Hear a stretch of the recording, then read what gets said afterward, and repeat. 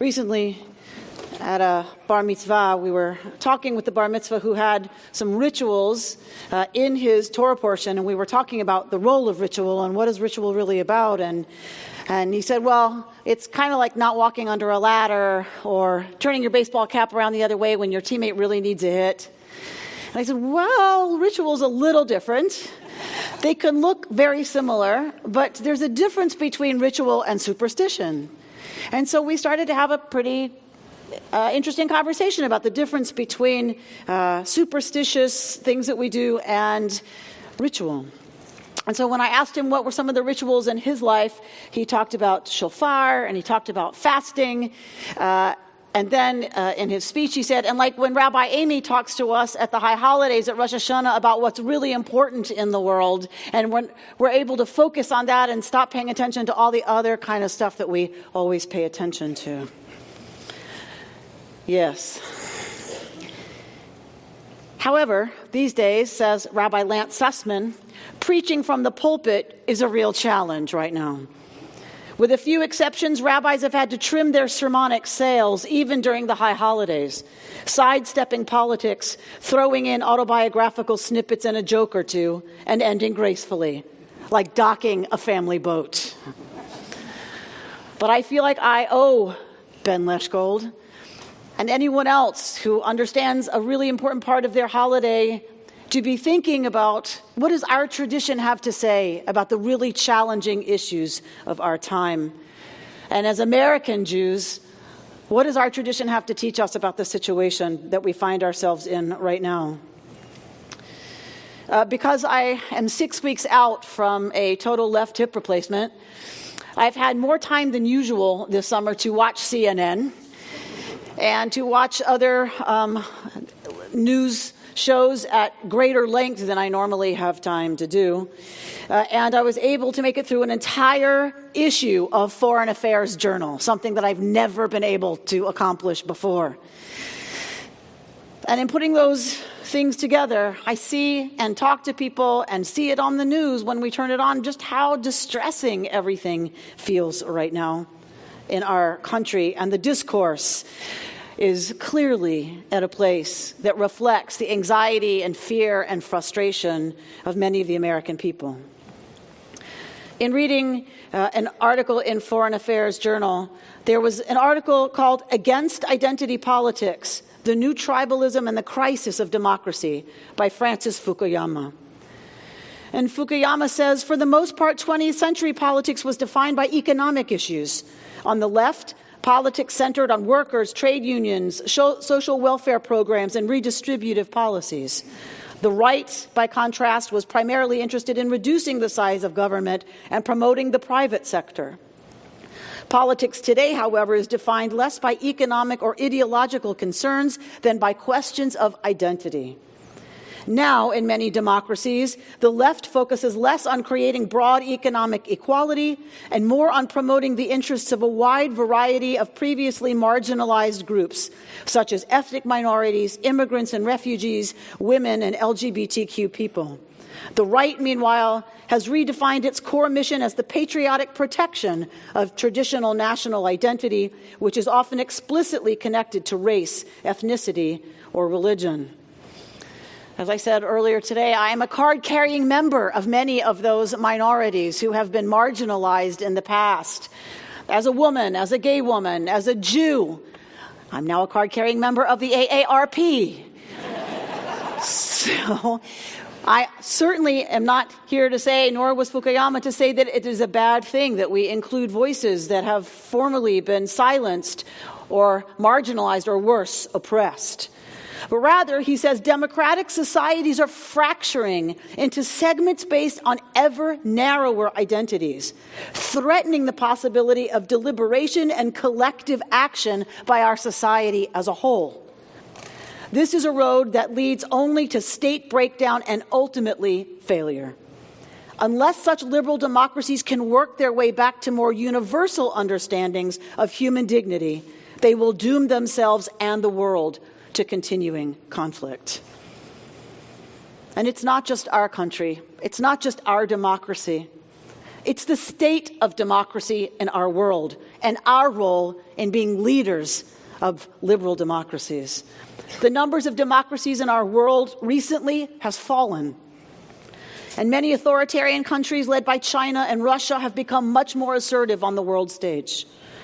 Successful liberal democracies, including Hungary, Poland, Thailand, and Turkey, have slid backward toward authoritarianism. And the Arab revolts of 2010 and 11, while it disrupted dictatorships throughout the Middle East, yielded very little in terms of democratization, and in some cases exactly the opposite. All one has to do is look at Iraq, Syria, Libya, and Yemen. It's a serious situation that we find ourselves in. And America must once again become a leader by being a successful, united, and flourishing liberal democracy. It can sound pretty pessimistic and like a hugely tall order, and it is. But the good news is, Judaism has a lot to say to these challenges. It always has had to live differently than other societies that it was a part of. Because until the emancipation and even afterwards, Jews gained citizenship in Germany 3 times and lost it 3 times. But before the emancipation, there was no such thing as Jews being citizens in any country in this world. We weren't allowed to be part of the guild system or own land or be part of the military, so we were read out of medieval society in Europe. But Jews had to figure out how to live. The government said to Jews, you figure it out. And Jews have always had massively huge opinions. And they have always had massively conflicting opinions. It has always been the case that where there are 2 Jews, there are 3 opinions. But still they had to govern themselves. So when we talk about disagreeing, Jews certainly understood what it was to disagree, but they still had to pass laws. They still had to agree on some way to move forward and what policies they would put into place in order to move things forward. In talking with Rabbi Hyman about this sermon topic and where I was going with it, he said, well, you'll recall the work of Rabbi Simon Greenberg, that article that he wrote. It's called something like Judaism and the Democratic Ideal. And I was like, yeah, sure. I know that article. Figuring I've been out of it for a while. The last 6 months I've been caught up with my own health issues and whatever and recovery, so I somehow missed it. So I said, tell me when it was published again. And he said, around 1967. So he remembered an article that he then pointed me to from 1967, a book called Foundations of Faith by Dr. Rabbi Simon Greenberg. Judaism and the Democratic Ideal was this article in which he says, the basic characteristic of the biblical rabbinic concept of humanity is its indivisibility. The concept cannot tolerate any limiting modifiers.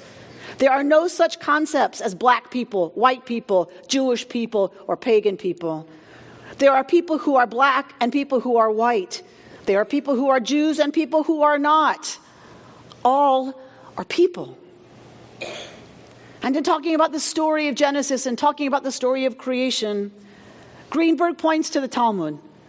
And there's a lot of ways that story could have gone. There's a lot of different kinds of ways that this universe could have come into existence in our sacred mythology, and certainly humanity, how it could have arrived on the scene.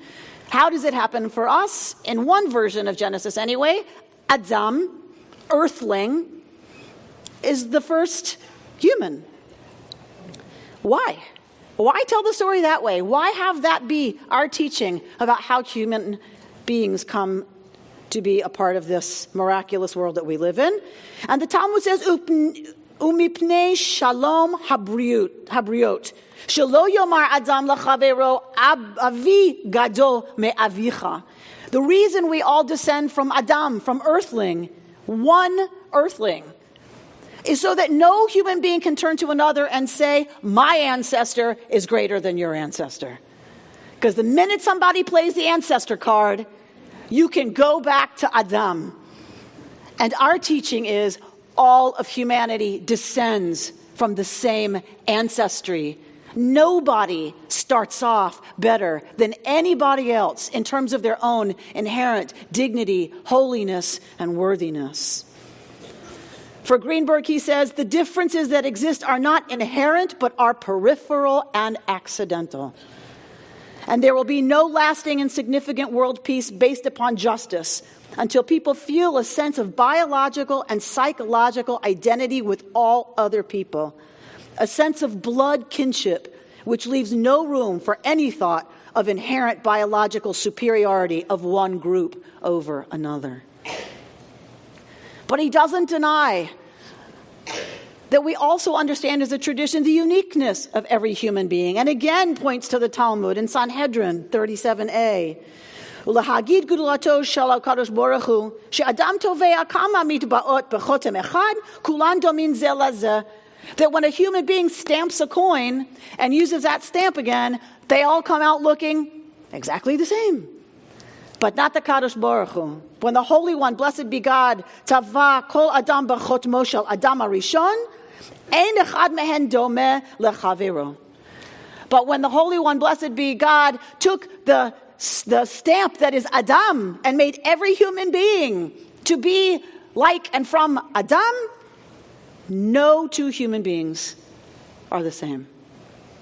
Every single one is unique. So these are two core values of Judaism that we have taught and attempted to figure out how to live into since our beginnings.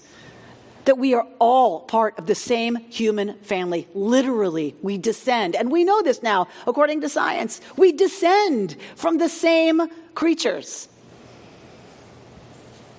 And we are all different. We are unique with our own perspectives, our own ways of seeing things, our preferences. Unity within diversity.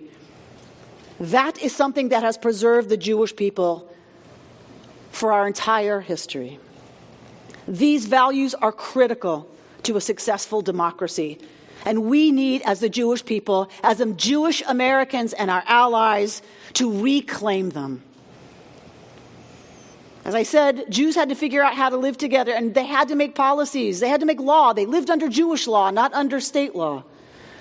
So how do you have a bunch of differences of opinion and still have halacha, still have law that's going to guide you? Everyone had to understand the rules and engage and play by the rules. Well, what they did is that they had serious debates, respectful, serious debates. And always the halacha, the law, went according to the majority. And that was written down explicitly, what the argument was and what the decision was and why that thinking took the day.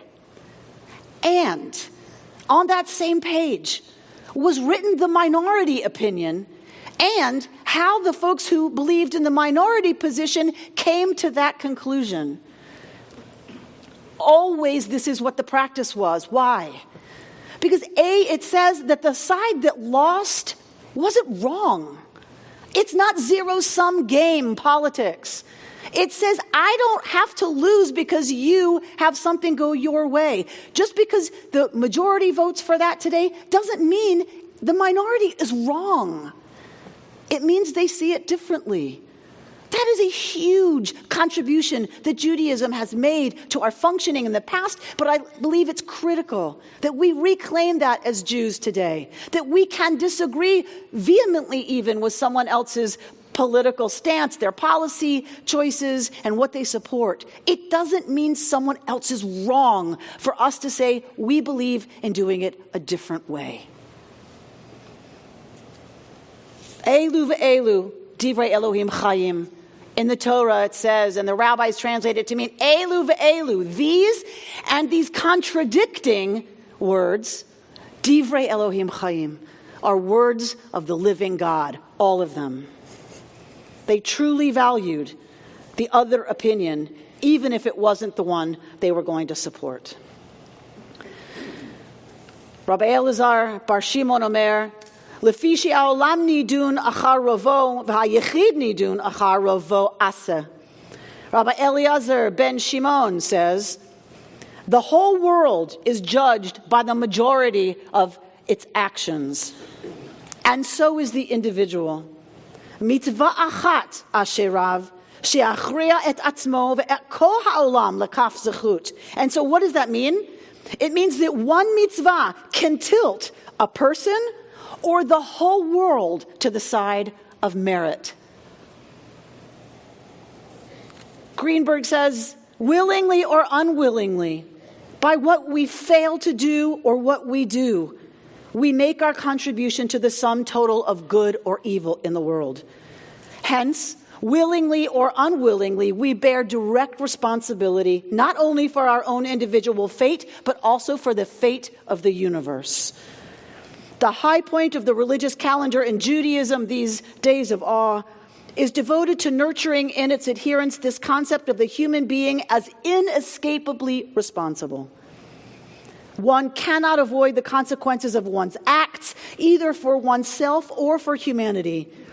Democracy needs as an indispensable ally this sense of responsibility which Judaism seeks to inculcate.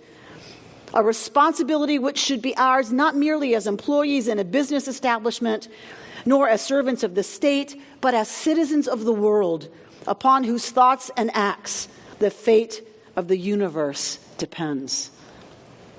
These high holy days are here to charge us with our responsibility.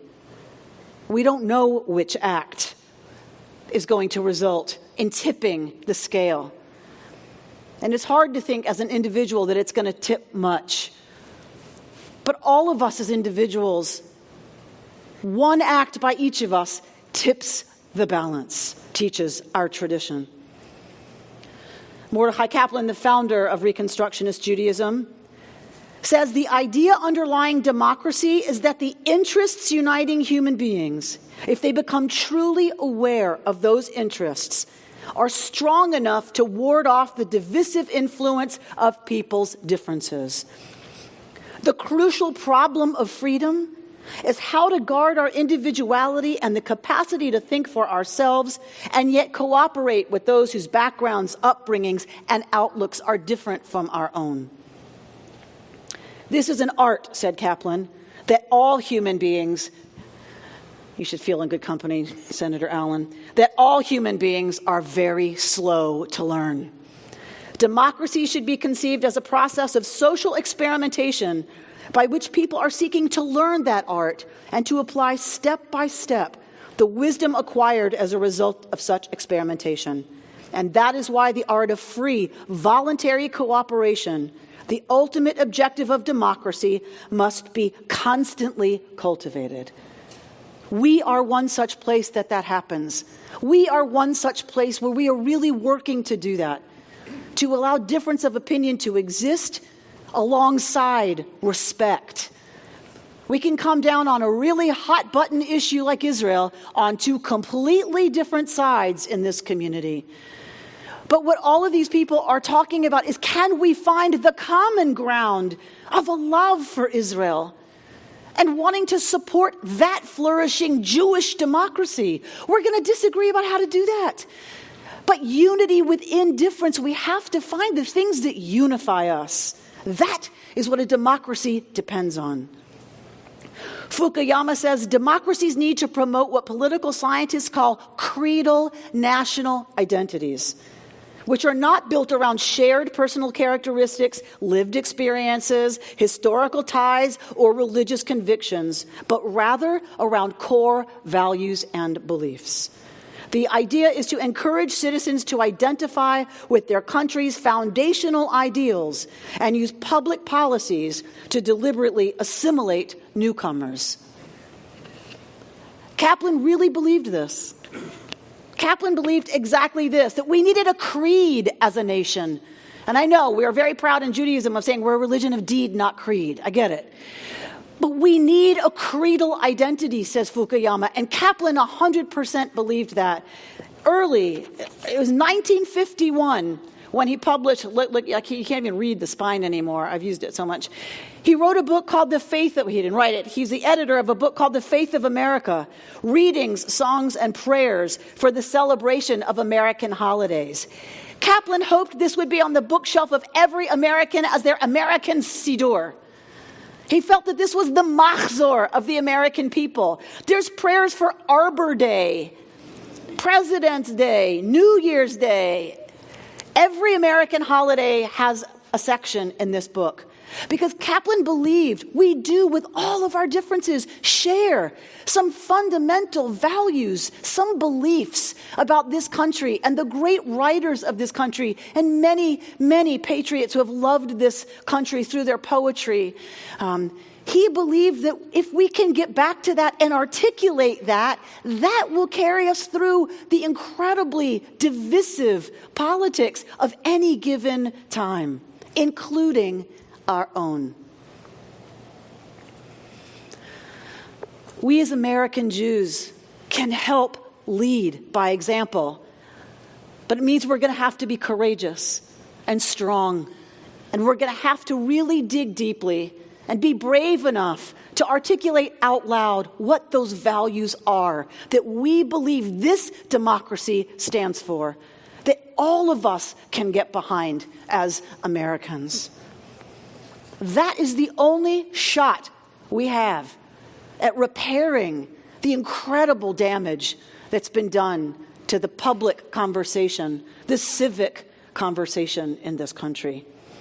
And we must serve as an example if we hope other liberal democracies to flourish in this world. I'll close with the words of Clarissa Pinkola Estes, author of Women Who Run with Wolves. This is an excerpt from something she has published recently. My friends, do not lose heart. We were made for these times. I have heard from so many recently who are deeply and properly bewildered. They are concerned about the state of our affairs in our world now. Ours is a time of almost daily astonishment and often righteous rage. Yet I urge you, ask you, gentle you, to please not spend your spirit dry by bewailing these difficult times. Especially, do not lose hope. Most particularly because the fact is that we were made for these times. We are needed. That is all we can know. Ours is not the task of fixing the entire world all at once, but of stretching out to mend the part of the world that is within our reach. Any small, calm thing that one soul can do to help another soul, to assist some portion of this poor, suffering world, will help immensely. It is not given to us to know which acts or by whom will cause the critical mass to tip toward an enduring good. There will always be times when you feel discouraged. I, too, have felt despair many times in my life, but I do not keep a chair for it. I will not entertain it. It is not allowed to eat from my plate. The reason is this. In my uttermost bones, I know something, as do you. It is that there can be no despair when you remember why you are here, who you serve, and who sent you here. The good words we say and the good deeds we do are not ours. They are the words and deeds of the one who brought us here. This Rosh Hashanah and Yom Kippur, may we honor the one who brought us here by listening to the call, listening across hundreds of years, and in our case as Jews, thousands of years, to the timeless values, morals, ethics, and beliefs that can unite us and are strong enough to hold even the hugely difficult differences we experience as human communities. Shana Tova.